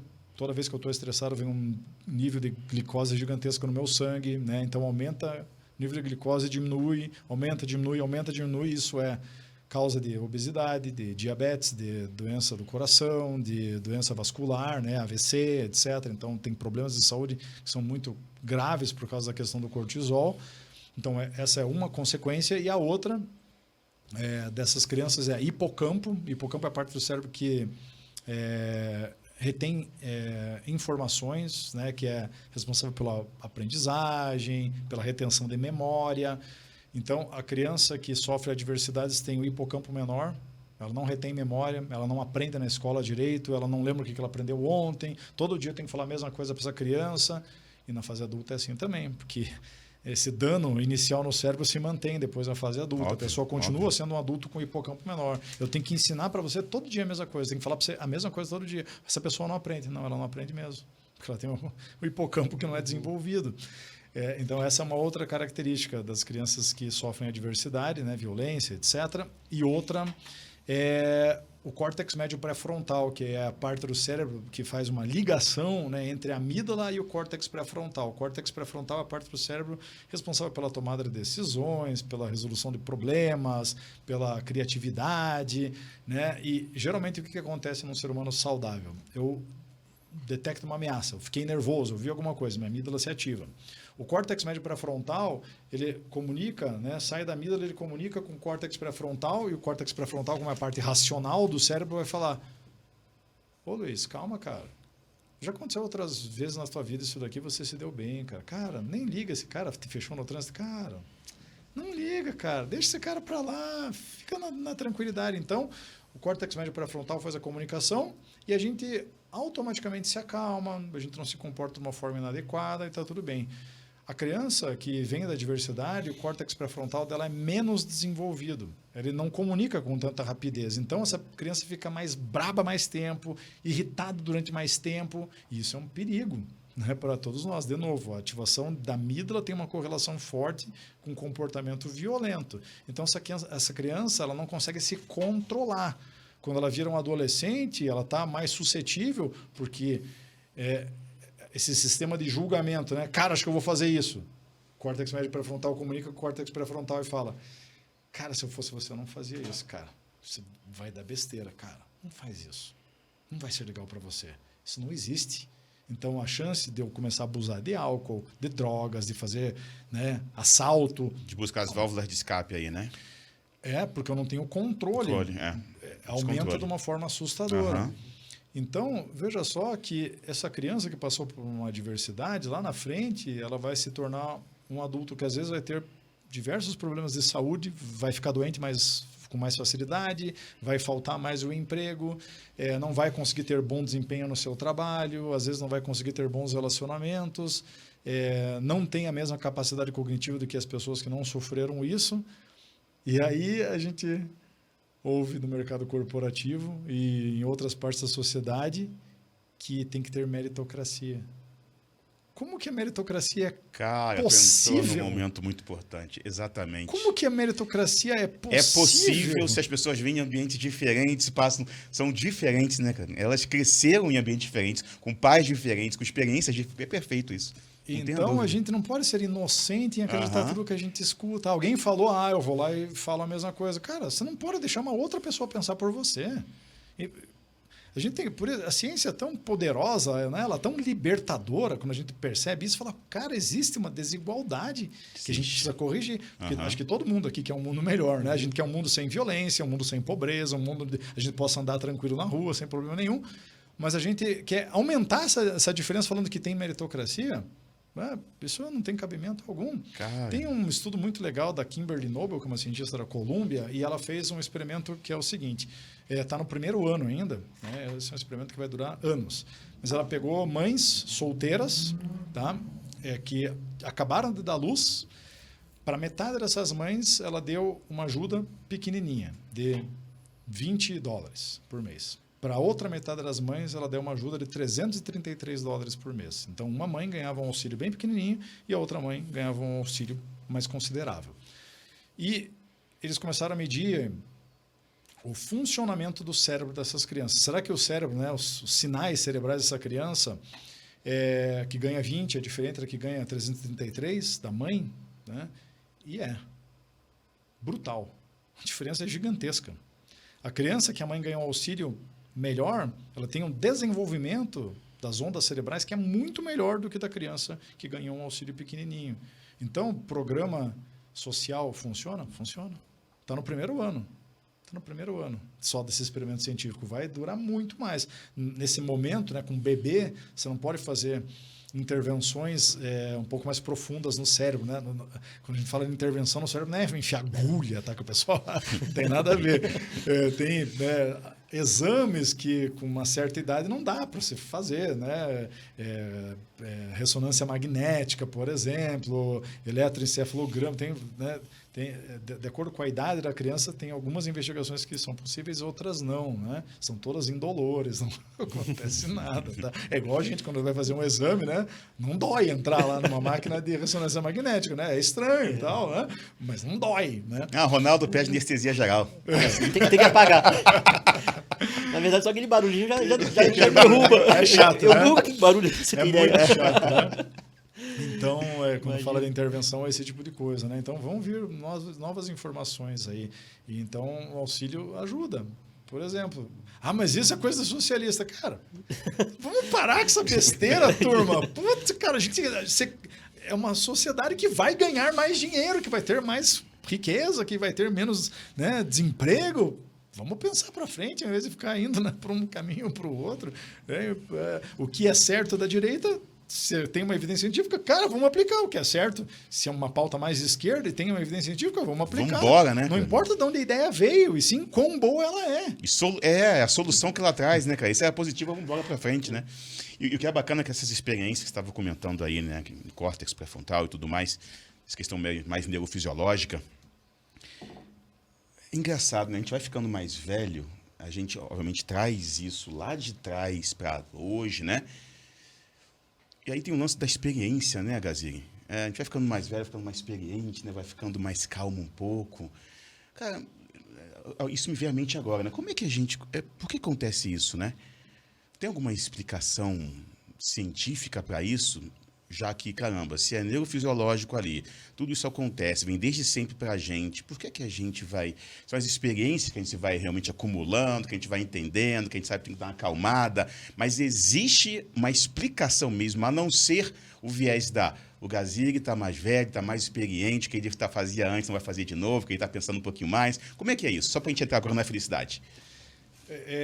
Tem toda uma questão de desenvolvimento cerebral também nosso, né? Que vão se formando caminhos, né? Falando assim, são os novos caminhos, óbvio, dentro né? do nosso cérebro, né? Que vão ficando mais estabelecidos de acordo com a nossa idade. O cérebro ele atinge uma maturação total, né? Depois dos volta dos 25 anos de idade. Puta, já era pra gente, Ronaldo. Eu Tá. não consegui. Já não tem mais Então, o jeito. córtex pré-frontal Imagina. matura mais ali a partir dos Nessa 25 idade, anos 25 de anos de idade. Aí, idade. opa, Pô, o não cérebro sabia está disso. maduro. Show. Antes disso, não. Né? Por isso que eu aqui que tenho 45 anos de idade, falar, vamos pular de bang jump. Falar, eu não, cara. Mas nem a pau que eu vou pular de bang jump. Quando eu tinha 19, vamos lá. Aonde? Vamos lá, É já. isso, né? Vamos lá já. Boa, né? boa. Então, a gente não tem, né, essa maturação. Então, a gente vai ficando um pouquinho maior e os caminhos neurais vão se definindo. Tirando as vozinhas meio loucas do caminho que aparece aí, né? Isso não é o... Vozinha louca. Não é as vozinhas meio loucas no caminho aí, né? Isso não é o comum, né? Não, Legal, como- legal. Então tem essa questão aí. E até partindo para a parte de felicidade, que eu sei que você vai me perguntar, é interessante, né? Porque tem algumas pesquisas que mostram que quanto mais velho a gente fica, mais positivamente a gente avalia experiências mais calmas, né? Porque assim, experiência traz felicidade para o ser humano, né? Consumir experiências, ir a um show de rock, ir a um teatro massa, fazer uma viagem, Legal. experiências aumentam Sim. a nossa felicidade. Para pessoas mais novas, a experiência tem que ser, cara, montanha-russa, show do Sepultura. Tem que ser, cara, uma loucura o negócio. Para nós, a experiência, quem é mais velho, é ver um pôr do sol bonito, ficar sentado na praia, assim, ó, quietinho, olhando o mar. Isso é uma outra experiência para nós. Então, de acordo com a nossa idade, né, a Tamo nossa velho, felicidade Gaziri. muda de acordo com a experiência. Não, sensacional, é isso mesmo, cara. Eu vou fazer uma pergunta para você, meio desconstruindo felicidade. Não sei se já te perguntaram isso, mas é uma curiosidade e dúvida do Fabiano. Por que é que a felicidade incomoda tanto? Por que é que a felicidade incomoda o outro? Por que o Fabiano, se eu estou feliz, eu não li nada sobre isso, mas o que eu vejo é que as pessoas elas se incomodam com isso, quando estão vendo o Gaziri feliz. O que a ciência fala sobre isso? E você, que é o especialista na felicidade. De novo, gente, o QR Code que está aqui do Gaziri, para vocês terem acesso ao livro dele, Ciência da Felicidade. Daqui a pouco vai ter mais um livro saindo aí em poucos dias. Qual é o nome, Luiz? A arte de enganar a si A mesmo. Arte de Enganar a Si Mesmo. Pelo amor de Deus, vocês não podem perder. Mas explica aí, Luiz. O ser humano tem a necessidade de se comparar com os outros, né? Então isso chama-se comparação social, tá? Para entender quão bem de vida eu estou, eu tenho que olhar quão bem de vida estão as pessoas que me cercam. E então, se eu percebo que alguém da minha rede de contatos aqui, dos meus amigos, tal, está mais feliz ou aparenta estar mais feliz do que eu, isso me incomoda, isso me causa um desconforto e eu vou querer ficar tão feliz quanto essa pessoa, né? E muitas vezes eu vou, de novo, lembra da imagem positiva que a gente tem que ter sobre nós mesmos, né? Então, a comparação social, a gente tem que continuar com uma imagem positiva sobre nós mesmos. Então, eu vou ver o Fabiano mais feliz do que eu, vou falar, o cara tá viajando aí, mas, pô, esse cara aqui é um tralha, esse cara faz tal coisa, esse cara não sei o que lá, tá só fingindo tal, né? E eu, opa, minha autoestima continua elevada. Então... Você diminuiu o outro, então, para ter uma autoestima elevada? Isso é algo que acontece também, então, né? Muito, muito. Acontece bastante. Sempre que... Veja só, em estudos, por exemplo, onde você vai analisar se uma pessoa é racista ou não. Daí uma novidade bem grande, todo mundo é. A maioria das pessoas, quando são testadas, elas demonstram que elas têm preferência por brancos. Uau! Inclusive, negros. Veja só. Olha que coisa interessante. Né? Uma coisa... eu conversei com um cientista que desenvolveu esses testes, que é o Tony Greenwald, né, cientista da Universidade de Washington. Ele tem um teste que chama-se IAT, tá? Implicit Association Test, que mede, né, a preferência nossa por raças.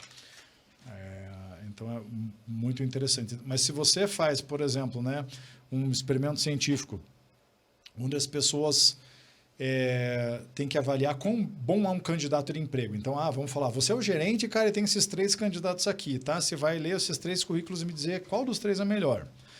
Você vai receber um currículo, né, de uma pessoa que é judeu, você consegue ver pelo nome da pessoa, ou pelo sobrenome, né? Você consegue detectar, e outras 2 pessoas brancas. Tá? E você vai analisar. Os currículos são iguais, tá? Claro, algumas mudanças ali, mas eles são tecnicamente iguais. Uhum. Como é que você avalia isso daqui? Se você dá para uma pessoa sem nenhum tipo de intervenção, ela vai julgar o judeu como pior do que os outros 2. Tá? Ou o judeu, ou o negro, né? Qualquer minoria, ou uma mulher, 2 homens e uma mulher. Sempre existe essa questão da pessoa julgar a minoria como pior. E se antes dessa intervenção, antes de analisar os currículos, você fizer uma atividade que aumenta o bem-estar dessa pessoa, que aumenta a autoestima dela, o viés desaparece. Então, veja só que coisa doida, cara. Na maioria das vezes, eu diminuo os outros para manter minha autoestima elevada ou para aumentar a minha autoestima. Uhum. Se eu já estou com minha autoestima elevada, sou muito bem resolvido com a minha vida, cara, o viés desaparece. Eu avalio todo mundo de uma forma boa. Some racismo, sexismo, se eu tenho, né, uma valorização boa da minha autoestima. Então, é muito bacana a quantidade de estudos que existem sobre isso, né? De como que a gente, às vezes, diminui o outro para se sentir melhor. Né? Tem o Robert Sapolsky, da Stanford, que ele fala o seguinte, se você acabou de dar um choque num rato no laboratório e esse rato ficou irritado, o que ele vai fazer automaticamente é dar uma mordida no rato que está do lado dele. No rato que é mais fraco, no rato que é menor, tal. Então, toda vez que a gente está irritado, nossa autoestima caiu, a gente está estressado, uma das formas de a gente recuperar a nossa autoestima é descontar no mais fraco, na minoria, na mulher, no negro, no judeu. Então, quando a gente tem conhecimento sobre isso, existe uma chance maior da gente não cair nesse tipo de falha, mas ainda assim existe uma chance grande da gente cair. Mas a gente tem que ter a consciência, pelo menos, para não cometer esse tipo de erro no nosso dia a dia. Uau, felicidade no ambiente de trabalho faz muita diferença, né? Demais. O que as empresas hoje estão promovendo? Hoje as empresas estão... hoje tem, inclusive, formações já, né? Do CHO, né? Chief Happiness Officer. As empresas estão promovendo, estão muito antenadas nisso. Mas está acontecendo? Né? E como é que as empresas estão realmente... trabalhando em prol de um ambiente feliz. E os resultados disso, Gazeli? Felicidade se tornou um modismo, né, nos últimos anos aí, né, com a fama maior que a psicologia positiva, né, que é a parte da psicologia que estuda a felicidade, teve, principalmente depois da disciplina do Tal Ben-Shahar lá na Harvard, né, que se tornou mais popular, né, e aí começou a surgir, né, não é que começou a surgir, o Tal Ben-Shahar foi a pessoa que conseguiu tirar, né, a psicologia positiva ali do porão da universidade, né, e transformar numa coisa gigante. Então, outros nomes que já estudavam, Martin Seligman, Barbara Fredrickson, etc., né, fundadores dessa parte da psicologia, o trabalho deles também começou a ganhar mais visibilidade. Então, se tornou um modismo muito grande no mundo inteiro. E aqui no Brasil não é diferente. Então, a gente vê hoje um movimento de muitas empresas em ter, né, o Chief Happiness Officer, ou falar sobre bem-estar, felicidade dentro do mundo corporativo. E eu acho que é uma atitude muito bacana das empresas em buscar esse bem-estar. Então, o alerta já está dado. Puxa, a gente precisa dar bem-estar para os funcionários aqui dentro da nossa empresa. Legal. Vamos nomear um diretor, né, ou um C-level aqui que cuide dessa área e traga bem-estar para as pessoas. Isso é uma atitude louvável das empresas. Onde as empresas falham é o seguinte: eu quero que todo mundo seja feliz. Como que eu faço para as pessoas serem felizes? Aí que está o problema. Porque as empresas não usam evidência científica. O que as empresas querem fazer, muitas vezes, é fazer o indivíduo ser mais feliz. Tá? Então, eu sou diretor aqui de felicidade, o Fabiano está passando por uma dificuldade, o Ronaldo, vou lá conversar com você, vou lá bater papo, vou fazer uma campanha de prêmio, fazer alguma coisa lá que aumente teu bem-estar. Só que dentro da psicologia social, o que é necessário desses diretores entenderem é que o comportamento humano é muito mais guiado pelo ambiente do que pela personalidade, do que pela pessoa. Eu quero fazer uma intervenção para a pessoa ficar mais feliz, só que eu teria um resultado muito maior se eu fizesse uma mudança no ambiente para ele ser mais feliz. Se eu estou num ambiente de felicidade, eu vou me tornar um indivíduo mais feliz. Se eu estou num ambiente de estresse, por mais que eu tenha a genética perfeita para ser a pessoa mais feliz do mundo, mas eu estou inserido num ambiente de estresse, eu vou ficar estressado também. Então, os cientistas chamam isso daqui de erro fundamental da atribuição. Eu também já conversei ano passado com o Richard Nisbett, que é um dos cientistas fundadores dessa parte da ciência do erro fundamental da atribuição, que é o seguinte: a gente vê uma pessoa feliz ou uma pessoa triste e a gente atribui a felicidade ou a tristeza dessa pessoa à personalidade dela. Você é sempre animado, ou putz, você é sempre depressivo. A gente julga as pessoas, o comportamento delas... Com label, né? Label, como é que é? Exato. A gente é rotulado assim, isso, né? A gente fosse um rótulo. A gente julga o indivíduo pela personalidade e não pela circunstância ou pelo ambiente onde ela está inserida. Lembra que a gente é um resultado do ambiente onde a gente está. Se eu sou uma criança que estou num ambiente de violência, desigualdade, fome, eu posso ter a melhor genética do mundo, mas eu não vou conseguir me desenvolver por causa do ambiente. Eu posso plantar a melhor semente do mundo. Se eu plantar na areia da praia, no ambiente errado, não vai causar nada.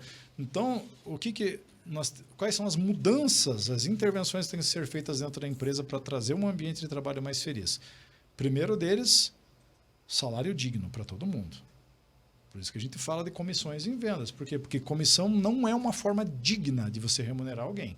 Dá um salário fixo desse tamanho que a pessoa não consegue pagar nada e o resto é tudo comissão. Ela vai trabalhar com a luz cortada, né, cara? Estou causando mal-estar para essa pessoa. Essa pessoa, se ela não é feliz, ela não vai conseguir vender. Vendedor feliz vende 88% a mais. De 37% a 88%. De 37% a 88% a mais. Só que eu quero vender mais? Quero que o meu vendedor venda mais? Quero, mas eu coloco ele num ambiente de infelicidade. Eu não dou o básico para ele, que é: estou com minhas contas pagas. Estou com minhas contas pagas, agora sim eu tenho condição de vender. Sem isso não existe. Verdade. Então, primeira questão, isso mexe demais, porque nenhuma empresa quer mexer no seu sistema de remuneração, principalmente na área de vendas. Se eu não fizer isso, posso fazer palestra, workshop, sessão de coaching, o que eu quiser com as pessoas, eu não vou ter o efeito melhor de todos, porque eu não mudei o ambiente. Eu estou tentando mudar o indivíduo e não o ambiente. Então, em primeiro lugar, tem que dar segurança financeira para as pessoas. Fundamental. Outra questão é entender que eu preciso de colaboração no ambiente de trabalho. Ter bons relacionamentos. Principal preditor de felicidade para o ser humano. Bons relacionamentos. Pessoas, né? Ter bons relacionamentos Boas dentro do ambiente pessoas. de trabalho. Sensacional. Só que daí o que eu faço? Dentro da empresa, comissão. O que já separa as pessoas, uma briga com a outra por causa da comissão, assim, invadiu minha região, você pau fez isso aqui lá, quebra. tal, né? Já não tem relacionamento. Meta individual, cada um por si, né? Bati minha meta. Tranquilo, cara. Pô, mas você podia ajudar o Fabiano ou nada a bater a meta? Não, cara, que se vire, eu já bati a minha meta. Eu tô trazendo bom relacionamento com esse comportamento que eu tenho. Em toda empresa é a mesma coisa. Não tô. A meta do grupo causa bom relacionamento. Né? Todo mundo tem uma meta que é a nossa. Pô, cara, eu tô num mês ruim. Putz, cara, me salva aqui, cara. Luiz, pode deixar, cara. Vou dar um gás aqui, vou compensar aquilo que você não está conseguindo fazer. Né? No outro mês, eu que recebi ajuda do meu colega, eu falei, putz, cara, esse mês eu tenho que me arrebentar. Se eu tô numa onda boa, eu vou fazer. Porque o João fez por mim aqui. Mundo perfeito, né, Gazinho? Então, isso é uma questão evolucionária para o ser humano. É assim que a gente funciona. Os grupos, antigamente, né, dos nossos ancestrais que trouxeram a gente até aqui, funcionaram desse jeito. É contra a natureza a gente determinar meta individual. Isso não tem lógica alguma. Né? Porque a reciprocidade é justamente o fator que faz com que o ser humano colabore com pessoas que não são seus parentes. Se você vê um bando de formiga trabalhando juntos, pode ter certeza absoluta, todas essas formigas são parentes. Abelha, tudo trabalhando junto, todas essas abelhas são parentes. O ser humano é uma das poucas espécies que colabora com pessoas que não são seus parentes. Por quê? Por causa da reciprocidade, do altruísmo. Você me ajudou, Fabiano, você foi lá e caçou um animal gigantesco, cara, e eu estava com a minha família aqui passando fome, você veio aqui e dividiu com a gente, pô, cara, eu vou fazer a mesma coisa por você, cara. Então, esse sentimento, quando meta individual, não existe mais. Então, a gente estraga o relacionamento dentro da empresa. Aí, o que mais que a gente faz? Então, a meta é individual. Alguns ganham um prêmio, outros não ganham.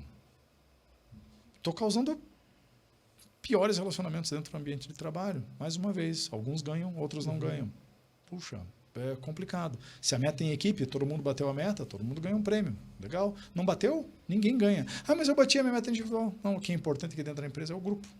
Né? Pode até... A gente fala sobre estratégia hoje em dia, o pessoal, né, com viés político. Ah, mas isso é negócio de socialismo. Cara, eu tô dando uma estratégia que a tua empresa vai faturar mais, cara. Vai ter mais alegria. E cria uma rede de apoio interna também, sabe?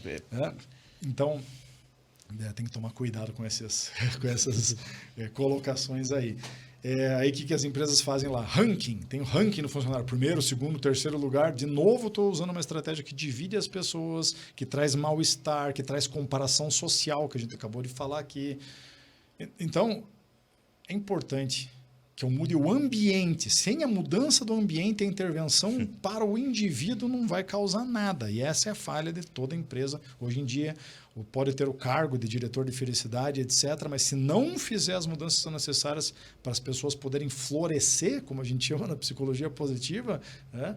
Não vai adiantar nada, vai ser um modismo que vai passar e daqui a pouco vai acabar. E eu não quero que isso acabe e acho que ninguém quer que isso acabe, porque a gente quer realmente ter, né, diretorias de bem-estar e de felicidade dentro das empresas. Só que temos que fazer certo, senão o resultado não vai vir e aí esses programas vão ser cortados. Olha que incrível. Como é que as empresas elas modelam a gente também, né?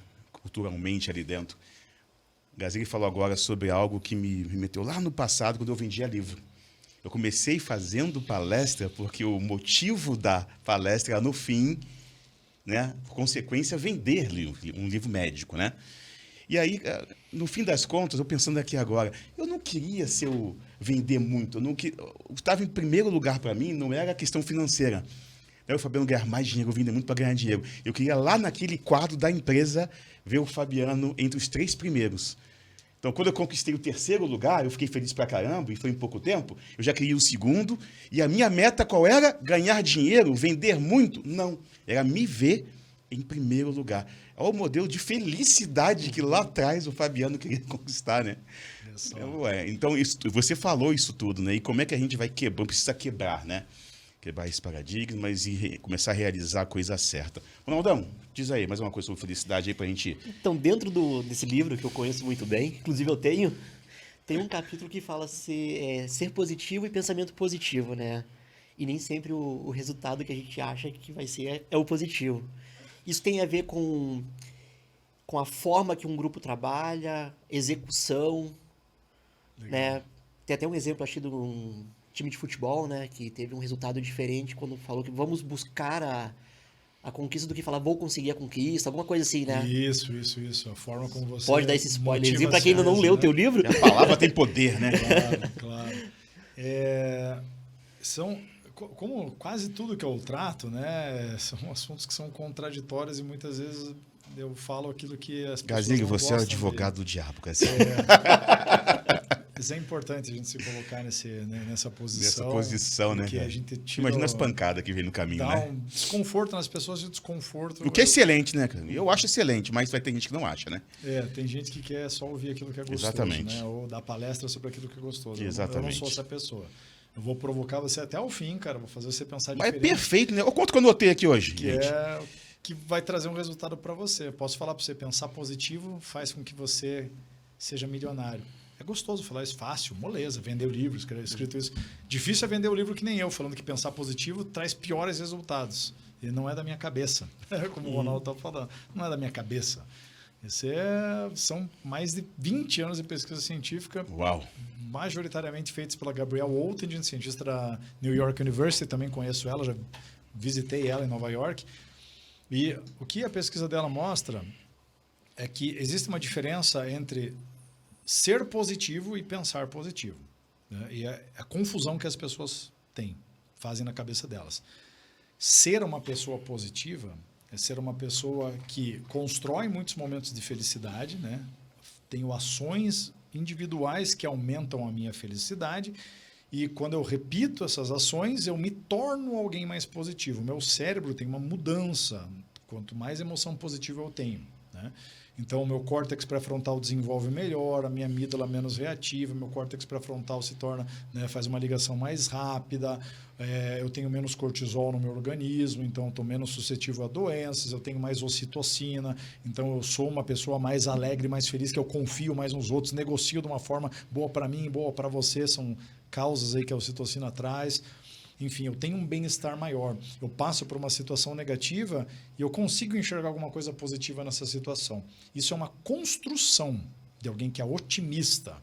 Não é uma forçação de barra. Eu ver alguma coisa negativa e querer formular no meu cérebro como transformar aquela coisa. Se você não faz naturalmente, né, você não é otimista. Não tem pensamento positivo que vai transformar uma coisa miserável, horrível da sua vida em coisa boa. E a gente tem que parar com esse tipo de papo também, Perfeito. que é justamente aquilo que enjoa as pessoas e faz elas ficarem cegas a estudos sérios, por exemplo, da psicologia positiva. Psicologia positiva não tem nada a ver com pensamento positivo, né? Psicologia positiva é uma nomenclatura que veio do seguinte: a psicologia até um tempo atrás tinha como missão fazer o quê? Tem uma pessoa funcionando normalmente, tá? E daqui a pouco essa pessoa dá uma despencada, entra em depressão, entra em ansiedade, puxa, um parente morreu, foi desempregado, cara, alguma coisa ruim que aconteceu, a pessoa foi lá para baixo. Então, o papel da psicologia era tirar essa pessoa do estado negativo para um estado neutro, novamente, para essa pessoa funcionar bem. E o que começou a chamar a atenção dos cientistas foi o seguinte, cara, a nossa missão não pode ser só estudar depressão, ansiedade, né, e essas síndromes e doenças tal, né? A gente tem que não tirar a pessoa do negativo e trazer ela para cá. A gente tem que tentar tirar essa pessoa do negativo, não trazê-la para o neutro, mas sim para o positivo, porque tem várias pessoas que têm um bem-estar gigantesco. O que essas pessoas fazem diferente? Por que elas são mais felizes do que o normal? Então, os cientistas começaram a investigar o que faz eu trazer uma pessoa do neutro para o positivo ou do negativo para o positivo. Então, por isso que chama-se psicologia positiva. Não tem nada a ver com, você tem que pensar positivo. Pensar positivo é uma consequência das construções que você faz na sua vida. Então,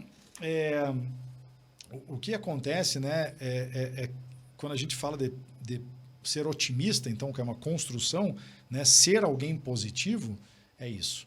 pensar positivo é uma ilusão que as pessoas têm de que se eu mentalizar algo, se eu pensar com frequência, se eu pensar com força, se eu escrever num caderninho, se eu colar uma foto, etc., alguma coisa que eu quero muito, algo vai acontecer no universo que vai aumentar a minha chance de conquistar aquilo que eu quero.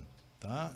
Isso é pensamento positivo. E a gente acredita que pensar positivo, com todas as forças, desejar algo, vai aumentar as chances de que eu conquiste. E a ciência já quebrou isso. Conquistar. Já há muitos anos, né? Então, o que a Gabrielle Oettingen mostra, por exemplo, que se você pegar um grupo de estudantes, foi exatamente o que ela fez, tá? Do último ano da universidade, e pergunto para esses estudantes o seguinte, quão positivo você pensa que você vai encontrar um emprego assim que você se formar, que você vai começar uma carreira, que você vai ter uma vida profissional, que você vai ter uma independência, de 0 a 10, com quanta frequência você se pega pensando positivo, que você vai conseguir conquistar isso? E a pessoa fala lá, olha, 7, 8, enfim. E aí, 2 anos depois, ela entrou em contato com todos os alunos para ver quem estava empregado e quem estava desempregado. Viu que ela descobriu que quanto mais a pessoa pensava positivo, quanto maior a nota, ela, toda hora eu estou pensando positivo, que eu vou encontrar aquilo que eu quero, meu primeiro emprego, menor era a chance dessa pessoa estar empregada 2 anos depois. Olha lá. Caramba. Quanto mais positiva a pessoa pensava, menor era a chance dela estar empregada. E aí, investigando com mais profundidade todo esse fenômeno, ela descobriu o seguinte, quando a gente pensa positivo, existe a ativação do núcleus accumbens, que é a parte de prazer do nosso cérebro. Né? Tem o estriado e tem o núcleus accumbens, que são partes que dão prazer, felicidade, bem-estar para a gente. Então, pensar positivo é gostoso no curto prazo. Traz uma alegria, traz uma sensação gostosa. Né? Logo em seguida, quando você tem um prazer, o que a Gabrielle Oettingen demonstra, que uma pessoa que pensa positivo em atingir um objetivo, ela começa a entender que ela já atingiu aquilo. Então, só com a força do meu cérebro parece que eu já atingi aquilo. Você faz uma intervenção para perceber se logo depois de pensar positivo a pessoa começa a entender que ela já conseguiu, e o que eles descobrem aqui, sim, as pessoas acham que já pode fazer até procrastinar aquilo. mais, então. Uhum. A consequência é grande e é muito provável que isso vai acontecer. Até pelo que eu vou explicar em seguida. Então, a pessoa começa a entender que ela já alcançou. E porque ela entende que ela já alcançou, existe um sentimento de relaxamento nessa pessoa. Feito. Tá? Então, quando você faz uma pessoa pensar positivo e você mede a pressão sistólica do coração dela, com qual força o teu coração bate, os cientistas descobrem que quando uma pessoa pensa positivo, existe uma diminuição na pressão sistólica. O coração da pessoa bate mais devagar. Esse é um sinal de relaxamento. Se eu estou relaxado, a minha motivação cai. Eu não faço aquilo que eu tenho que fazer. Quando eu estou relaxado, tranquilo, cara. Uhum. Maravilha. Então, veja só. Pensar positivo tira a sua motivação, faz com que você haja menos. Então, veja lá. Experimenta a Gabrielle Oettingen com estudantes universitários. Quanto mais positivo o aluno pensava, menor a chance que ele tinha de encontrar um emprego. Né? Foi o que ela descobriu. E ela descobriu também por que isso aconteceu. Uma das causas é porque essas pessoas que pensavam muito positivo mandavam menos currículo do que outro grupo. De novo, pensei positivo, já consegui, deu tudo certo. O universo vai conspirar ao meu favor e eu vou conseguir um emprego. Isso tirou a minha força de mandar currículo, que é o que eu preciso fazer para conseguir um emprego. Agora, para o outro grupo de pessoas que ela falou o seguinte, quanto você pensa positivo? Nota 8. Quanto você pensa negativo? Quanto que você pensa nos obstáculos que você vai enfrentar, nas dificuldades que você vai ter para conseguir um emprego? Né? Então, um grupo só pensava positivo e um outro grupo pensava positivo e negativo. Ou seja, tinha um estressinho ali no meio da jogada. Uhum. Essas pessoas que fizeram o que ela chama de contraste mental, pensaram positivo, mas pensaram negativo, tinham mais chance de conseguir um emprego, ganhavam mais do que as outras pessoas, mandavam mais currículo. Por quê? Porque o estresse gera um pouco de ação. Um estresse moderado aumenta a chance de eu agir. Se eu estou estressado sobre o meu corpo, existe um aumento da chance de que eu vá me matricular numa academia. Se eu estou estressado com o meu dinheiro, por exemplo, eu vou começar a dar uma mexida nos meus gastos, vou parar de gastar dinheiro com bobagem, vou cancelar lá aquelas assinaturas que a gente tem quase todas hoje em dia lá de streaming, né? Eu vou cancelar, cara, eu vou tentar fazer uma algo que melhore a minha vida. Então, o estresse não é de todo mal. O estresse exagerado é péssimo para o ser humano. Agora, uma pitadinha de estresse é bem importante. Ação, né? Estresse e ação. Que né? é ação. Então, veja lá. Qual que é o segredo para você atingir teu objetivo? É pensar negativo. Não é pensar positivo, é pensar negativo. E se eu não conseguir? Aqui agora que gente querendo dar uma porrada no Gazieri. De novo, Lei da atração, lei da atração. Não é, né, Gazieri? E é interessante, né? Porque esse livro é feito com um objetivo claro, né? O objetivo é vender livro, é entregar para você uma coisa que é gostosinha. Que é vazia. Quem que não quer acreditar que se eu pensar numa Ferrari, daqui a pouco a Ferrari aparece na minha casa? Que se eu sonhar que eu posso tudo, vai acontecer para mim. É uma delícia isso. E eu gostaria que fosse verdade. Acho que todo mundo gostaria que fosse verdade. Mas a gente não constrói nossa vida desse jeito. Né?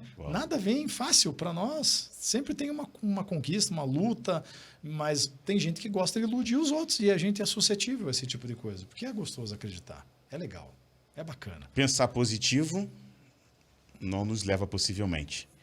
Pensar positivo e ter atitude positiva, ou seja, agir, é o que faz diferença. Perfeito, é legal. Isso. E essa atitude... E até independe do positivo e do negativo, talvez, né? Exato. É a ação, né, Gazieri? Isso, é a ação. Então, não é que você tem que desistir dos teus sonhos, não tem nada a ver com isso. No momento que você faz o exercício, cara, esse daqui é o meu sonho. Legal, esse é o meu pensamento positivo. Quais são os obstáculos que eu tenho para enfrentar isso daqui? Para eu conseguir conquistar aquilo que eu quero, o que eu tenho que fazer? O que me impede de fazer isso daqui? É o pensamento negativo. Esse é o contraste mental. E aí, a partir do momento que você vê as dificuldades que você tem, às vezes você fala, cara, esse sonho que eu tenho aqui não é nenhum sonho. Isso daqui é um pesadelo. É uma coisa que tira o meu tempo, que tira meu dinheiro, que faz com que eu passe menos tempo com a minha esposa, com a minha família, que eu estou indo atrás de um projeto que nunca vai se concretizar. Quando é que você descobre isso? Só quando você pensa negativo. Se você pensa positivo, nossa, tudo pode acontecer para mim, você fica desperdiçando a sua vida numa coisa que nunca vai acontecer. Então, nos experimentos da Gabrielle Wolf, a gente, inclusive, ela descobriu isso, que o pensamento negativo não só faz com que você tenha mais chance de atingir seu objetivo, mas também de você largar objetivos que são inalcançáveis na sua vida, que só vão te consumir, que vão trazer tristeza para você, piores relacionamentos. Então, é legal a gente usar essa ferramenta no nosso dia a dia, né, para que a gente conquiste aquilo que a gente quer e aquilo que a gente merece com mais facilidade. É o que eu falo pra caramba do desistir, né? Jamais desista, não é isso? Bom, meu livro vai falar sobre isso, justamente sobre esse oposto. O quão é importante desistir. Gazieri, cara, meu querido. Obrigado, meu amigo. Né? A gente queria fazer 45 minutos, mas não rolou, né? A gente faz 1h e 45 minutos.